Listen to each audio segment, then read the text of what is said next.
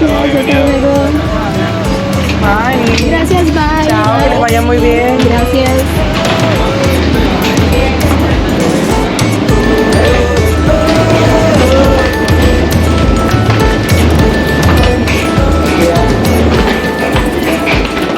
Bora explorar Panamá agora.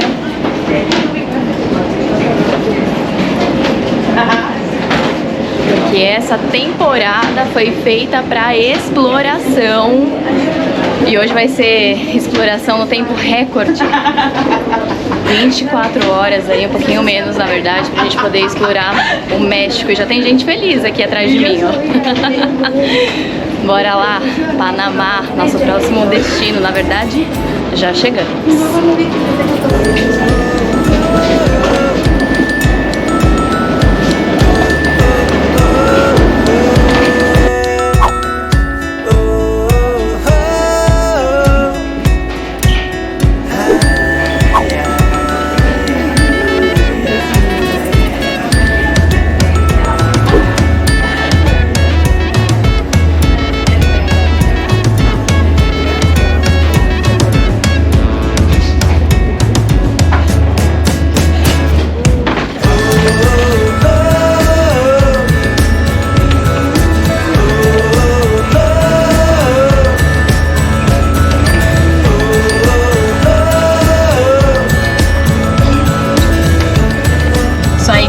Chegamos aqui agora no Panamá, vamos explorar essa beleza que, como aqui o nosso guia, o Maurício, falou, é um tiquito de terra, mas uma terra muito estratégica, né? Essa localização aqui.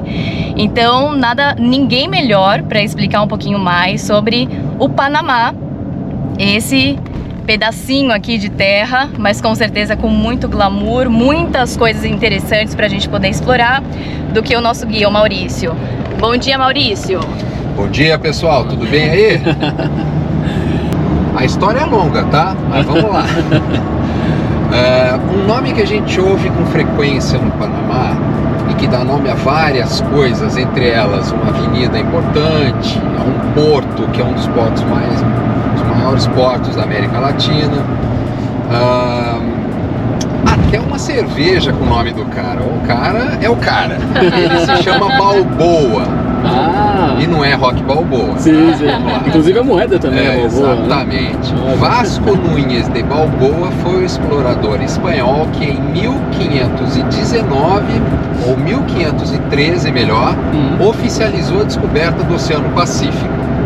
Porque para eles na época só existia o Mar do Norte, que era o Mar Atlântico. E resolveram ancorar o navio lá no Atlântico, caminhar um pouquinho pela praia para ver se encontravam alguns índios para socializar, se é que você me entende, né? E, claro, encontraram. E quando chegaram para conversar com os índios, estavam todos adornados com ouro e prata. E bom, o olho cresceu, né? Que beleza! Onde vocês arrumaram isso aí? Ele falou, lá no outro mar. Que outro mar? Não existe outro mar? Sim, existe outro mar e nós vamos provar para você que existe outro mar. Levaram 30 dias para atravessar o Istmo a pé, 1513, sim. Desde o Atlântico até chegar aqui no Pacífico. Um monte de gente ficou no meio do caminho. Mas quando chegou aqui no Pacífico, o Balboa olhou pro mar e falou, o Mar do Sul, realmente existe outro mar. Tirou a espada da bainha e gritou, estou tomando posse do Mar do Sul em nome da coroa espanhola. No grito virou dono do Oceano Pacífico, né? Tudo bem, abriu a porta para o primeiro assentamento europeu espanhol na história do lado do Pacífico, que foi o Panamá, fundado em 1519. Legal. Ficou na mão dos espanhóis desde 1519 até 1821, quando então conseguiu a sua independência. Vocês estão vendo que a data é muito próxima da nossa, né? Exato. Muito bem. E aí eles pensaram, ótimo, temos nossa independência, mas se hoje o país tem 4 milhões de habitantes, você imagina na época, né? Sim. Então eles pensaram, ok, gente, mas pra gente ter algum vulto político e econômico, nós precisamos nos unir a alguém. E na época existia a Gran Colômbia, que era Colômbia, Equador e Venezuela, e voluntariamente o Panamá se uniu à Gran Colômbia e se tornou uma colônia. E ficou na mão da Colômbia de 1821 até 1903, quando então se separou da Colômbia. Mas não foi uma separação muito amistosa.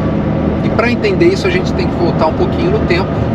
Lá em 1880, quando a Colômbia ainda estava dando as cartas aqui dentro do Panamá, e a convite deles, os franceses chegam ao Panamá para dar o pontapé inicial na obra do canal.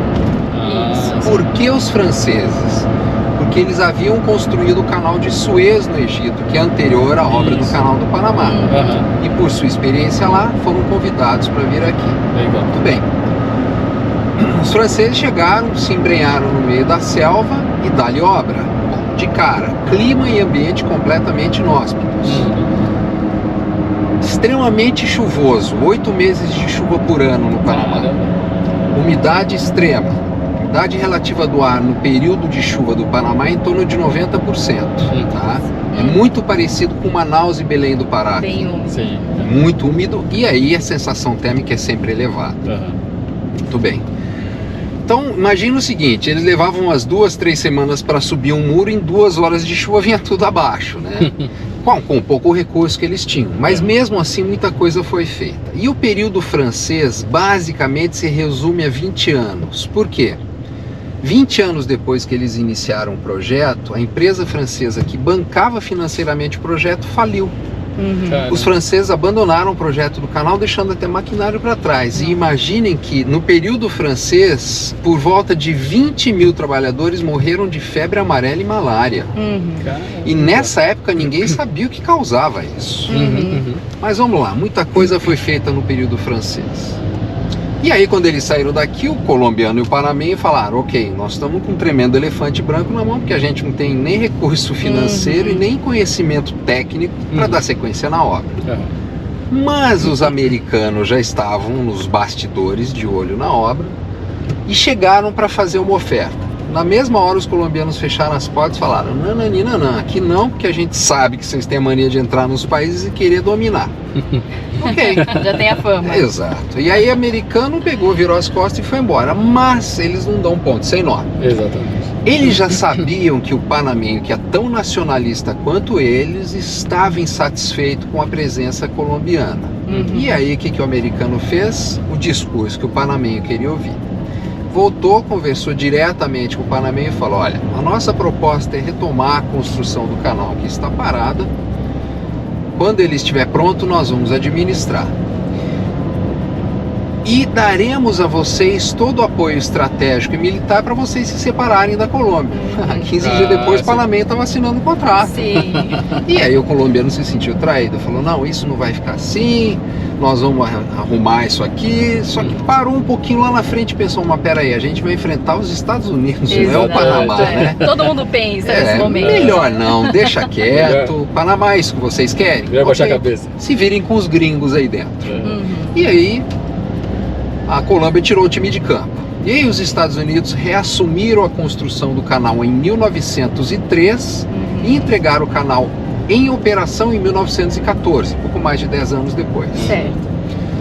Com o passar dos anos, os Estados Unidos embolsando cada vez mais dinheiro, o Panamá continuava com o seu saldo mensal em torno de 250 mil dólares. Que não eram reajustados contratualmente. Aliás, o primeiro contrato entre o governo americano e panamenho era perpétuo, para vocês terem uma ideia. Não é para o americano ter saído daqui. Mas nós vamos chegar nessa parte da história. Muito bem. E aí os Estados Unidos começaram a construir bases militares na capital. Ou seja, o que os colombianos falaram lá atrás estava começando a acontecer. Sim. Chegou a ter um total de 16 bases militares só na capital. Nós vamos passar na frente de várias durante o nosso passeio. Ah, legal. Que hoje não são mais bases, ficou o legado da construção e o Panamá dá um outro uso, tá? Mas isso incomodava o panamenho, que é extremamente nacionalista. Sim. E estava vendo seu território ir embora. Exato. A primeira reação oficial do panamenho demorou para acontecer. Foi só em 1964, 50 anos depois que o canal foi inaugurado. Estudantes panamenhos começaram a ir para frente dessas bases militares e para frente do canal do Panamá, empunhando a bandeira do Panamá, e começaram a entrar nessas áreas reclamando do território. Infelizmente, alguns estudantes morreram nesse confronto, até se tornar os mártires do Panamá, mas acendeu um estupim entre os dois países. Sim. Pouco tempo depois, tudo aqui no Panamá era militarizado. e o chefe de estado era o general Omar Torrijos, e ele percebeu que o negócio estava se complicando entre os Estados Unidos e o Panamá, e ele pediu uma revisão oficial do contrato com os norte-americanos. A sorte do panameio foi que o presidente americano à época era Jimmy Carter, e dos últimos presidentes norte-americanos era o mais pacifista, o mais aberto à conversa, e falou: ok, vamos rever o contrato. Em setembro de 1977, lá na ONU, eles assinaram a revisão final do contrato. Obviamente o mundo inteiro estava de olho nessa negociação, onde ficou estabelecido que a partir de 1 de janeiro de 79 em diante, tudo iria aos poucos sendo devolvido para o Panamá, culminando com a devolução do canal no final do processo. Não foi de imediato, então foi uma situação o negócio foi que paulatino. demorou. Tá? Claro, o Jimmy Carter foi na contramão dos Estados Unidos inteiro, tá, gente? Imagina. Mas assim, como o mundo estava de olho na negociação e ele era um cara de mais bom senso, o negócio funcionou. Muito bem, os Estados Unidos aos poucos foram devolvendo tudo, e oficialmente eles saíram de dentro do Panamá dia 31 de dezembro de 1999, 22 anos atrás. Caramba, foi bem recente. É muito recente na nossa história isso. E nesses 22 anos o Panamá se transformou. Porque todo o dinheiro que ia embora, da noite para o dia começou a ficar na conta do governo. E aí isso começou a transformar o país. Maurício, fazendo só um gancho aí. A questão do horário, disso ter sido determinado às 23 horas e 50 e poucos minutos, é verdade ou é só... Exatamente. Legal. Exatamente. Então Tanto foi bem é no que finzinho do ano mesmo, foi, né? tanto é que o panameio tinha um relógio, uma contagem regressiva, o Panamá inteiro na escadaria do prédio administrativo do canal. A hora que deu 0, todo mundo começou a comemorar, falou: hoje nós sabemos que esse negócio voltou para nossa mão. Quase o ano novo, hein? É mais ou menos isso. Então assim, é um divisor de águas na história do Panamá. É janeiro de 2000 para cá, quando da noite pro dia eles se viram milionários. Caramba, você entendeu? Então assim, quem conheceu o Panamá antes de 2000 fala assim: Maurício, imagina, vamos fazer uma comparação. O Panamá era o vinagre. Normalmente você passa do vinagre da água pro vinho. O Panamá passou do vinagre pro vinho. Direto, cara. Porque assim, era um país que você não tinha um norte para ele. Quando isso aconteceu, ele falou: pô, peraí, nós temos dinheiro agora. Né? Vocês vão ver o seguinte: a skyline do Panamá é extremamente elevada. Nós vamos chegar na cidade, vocês vão notar isso. Todos esses grandes edifícios que a gente vai ver na capital, eles começaram a ser construídos a partir de 2007. É tudo muito recente no Panamá. Antes disso, a capital era completamente plana. Hoje é extremamente verticalizada, por quê? Dos 4 milhões de habitantes que nós temos no país, 1,5 milhão, quase até 2 milhões estão aqui na capital. A maior concentração está aqui porque é a vitrine do país. Tá? E aí você olha esses edifícios e fala: caramba, assim, tem arranha-céus fantásticos, além de alguns com uma arquitetura extremamente arrojada. Né? O Panamá hoje é conhecido como a Dubai das Américas, não só pela altura dos edifícios, mas pela sua economia pujante. Tá? E a maior parte da economia vem do canal mesmo, Maurício? Na verdade, a economia panamense se baseia basicamente em prestação de serviço. Por quê? O Panamá não produz nada. Ele importa tudo por conta do canal. Para dizer que não produz nada, no interior do país um pouco de hortifruti, gado de corte, leite, café, que é de excelente qualidade, aliás. Mas o resto, gente, carro, combustível, eletroeletrônico, roupa, tudo é importado, tudo. Só que por conta do canal entra com vários benefícios fiscais no país. Tá? E isso acaba se refletindo no dia a dia e se reverte para a população. Então, nós que vivemos aqui no Panamá, temos um custo de vida relativamente baixo e administrável. Tá? A economia panamenha está dolarizada desde 1904. Um ano depois que os Estados Unidos entraram aqui, já dolarizaram a economia. E a moeda panamenha, o balboa, o papel, deixou de ser impresso em 1941. De lá pra cá, de papel só circula o dólar americano. Só dólar.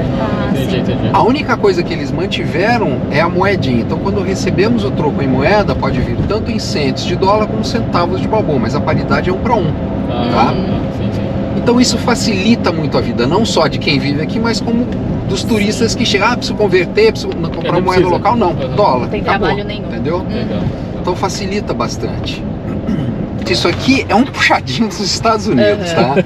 Porque quando a gente lembra, os Estados Unidos ficaram aqui dentro administrando o canal, gente, por praticamente um século.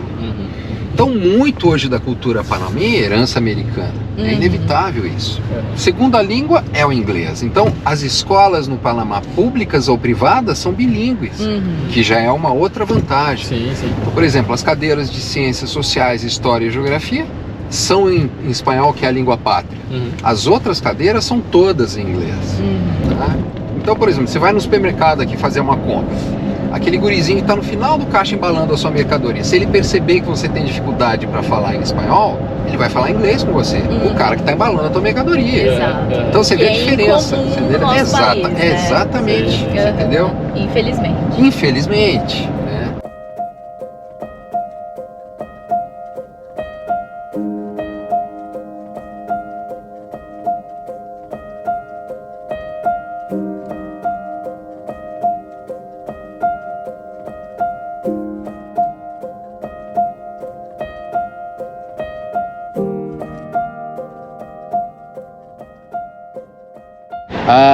O Panamá, o Pacífico no Panamá tem a quarta maior variação de marés do mundo. Então durante o dia ela chega a variar praticamente de 5 a 6 metros de altura. Se vocês olharem ali no deck, vocês vão ver que essas espigas onde o deck corre, vocês vão ver a marca do rolete, a altura que chega ali. Tá vendo? Olha, essa passarela, vocês estão vendo ela bem inclinada para baixo. Quando você vem aqui a maré está alta, ela está mais até do que 90 graus. Varia bastante. E a limpeza da água. Sim, incrível. Aqui, pessoal, ó, nós está comentando que chega até aqui, ó. Esse tubo branco. Maurício, a água do Pacífico é gelada. Lá no Chile, na Argentina. Aqui nós estamos acima da linha do Equador. Isso. Até a água do Pacífico é morna, cara.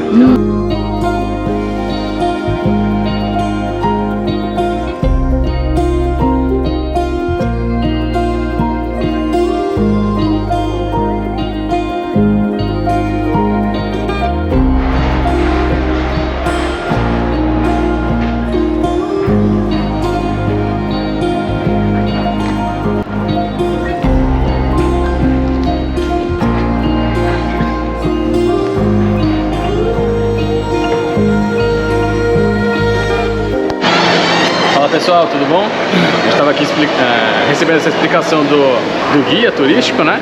E nós estamos aqui, ó, numa base militar dos Estados Unidos, né? Na verdade era uma antiga base dos Estados Unidos, militar, né? Quando os Estados Unidos estava com os militares deles aqui no Panamá, né?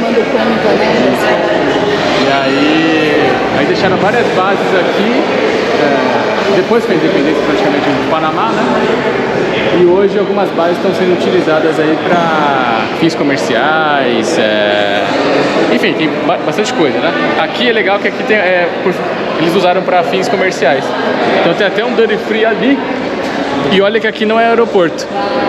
Dentro do Panamá tem um duty free, fora do aeroporto é só você chegar a apresentar o passaporte. Isso eu só vi no Panamá. Tô vendo Panamá também. Só apresentar o passaporte lá e aí entra, compra as coisas com o mesmo valor da duty free, né, do free shop do aeroporto. Aqui agora tá fechado, mas o Maurício comentou que abre às 10 horas.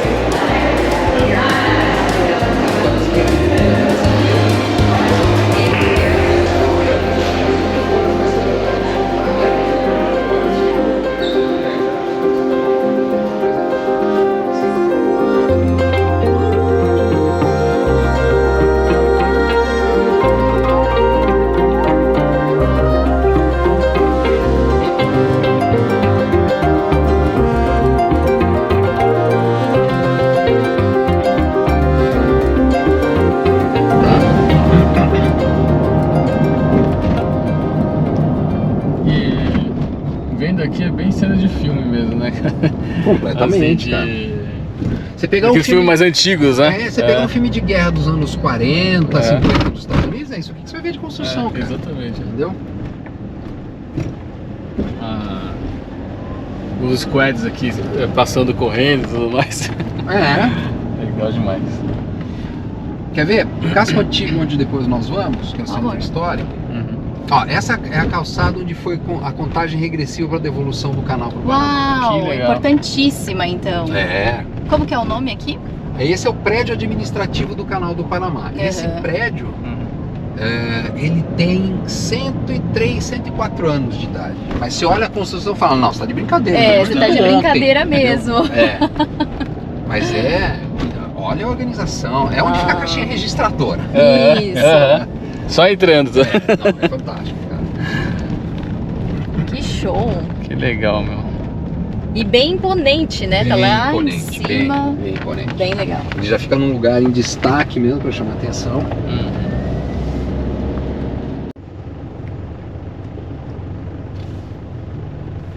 E bem arborizado, né? Super, porque aqui 8 meses de chuva por ano, cara.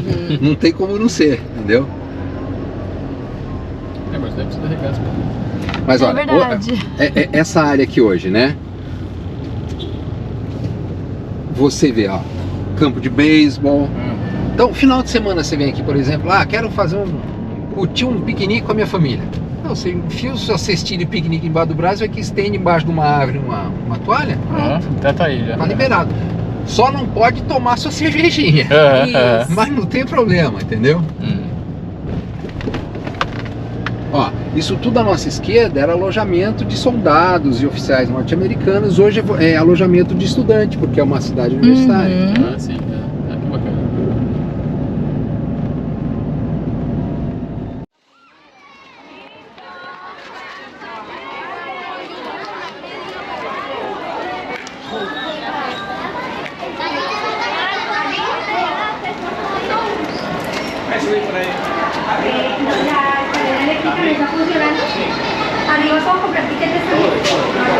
Pra subir a gente vai de volante, vai de volta. Obrigada por pensarem em mim, viu? Então olha só, esse prédio onde nós vamos entrar, ele começou uma reforma que vai durar 2 anos aproximadamente, mas começou mês passado, então recente. Antes a gente podia subir até o 4º piso e lá de cima a gente tinha uma visão legal das reclusas, mas agora a gente só pode ficar no térreo, no máximo na varanda do 1º piso. Mas já dá para ter uma noção legal, ver tá? alguma coisa, tá? Mas é inevitável que eles estão fazendo essa reforma. Ok. Tem alguma previsão para término? 2 anos. 2 anos. Normalmente as obras do Paraná eles entregam antes do prazo. Tá? Para surpreender. Que para nós é meio surreal. É meio surreal, né? Pra nós pegar no prazo Mas olha só, vamos já dar uma olhada aqui agora, em algumas fotos. Na verdade, por exemplo, esse prédio que a gente está vendo aqui na foto, tá vendo a data? 1913.